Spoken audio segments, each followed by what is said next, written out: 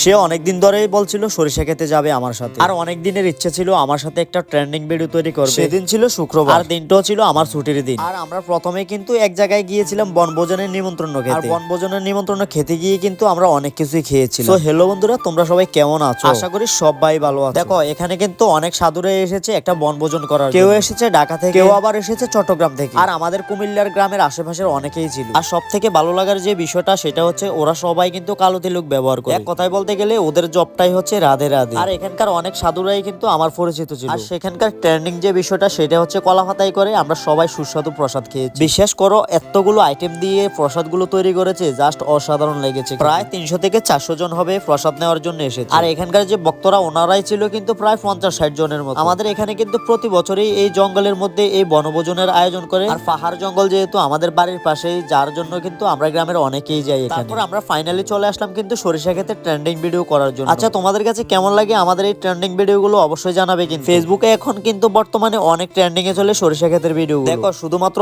ঘরের স্ত্রী আর মনের মানুষ পেলে কিন্তু হবে না, মাঝে মধ্যে ওদেরকে খুশি করার জন্য অনেক কথাই রাখতে হয়। আর আমার ওয়াইফের একটা স্বপ্ন ছিল সরিষা ক্ষেতে একটা ভিডিও করে দেবো সুন্দরভাবে। তোমাদের ভালোবাসায় কিন্তু তা আজকে পূরণ করে দিলাম। এক কথায় বলতে গেলে শুটিং করার কিন্তু অনেক শখ আমার ওয়াইফ। আর আমি চাইলে কিন্তু একটা মুভিও তৈরি করতে পারি ছোটখাটো। আর এমনি তো আমার অনেক দিনের একটা শখ ছিল আমি ভিলেন হিসেবে একটা জায়গায় কাজ করব। একদিন দেখবে তো হুট করে তাও কিন্তু আমি করে ফেলবো। আর আমি এমনিতেই গ্রামের ছেলে। আমার মনে হয় সারা বাংলাদেশের মধ্যে সব থেকে সুন্দর গ্রাম থাকলে আমাদের বিজয়পুর গ্রামটাই আছে। এক একটা ঋতুতে এক এক রকমের পরিবেশ তৈরি হয় আমাদের গ্রামে। এই যেমন এখন শীতকাল, শীতকালে কিন্তু কুয়াশার জন্য আমাদের গ্রামটা বিখ্যাত। আর চারপাশে শুধু সরিষা ক্ষেত আর সরিষা। আর ওনার কথা কি বলবো, উনি তো চরম খুশি হয়ে গিয়েছে। তারপর আমরা যেটা করলাম সেটা হচ্ছে আমাদের সেই স্ট্যান্ডিং ভিডিওটা তৈরি করে ফেললাম। এই ভিডিওটা নাকি আমার অনেক হিট হয়েছে, সবাই বলছিল।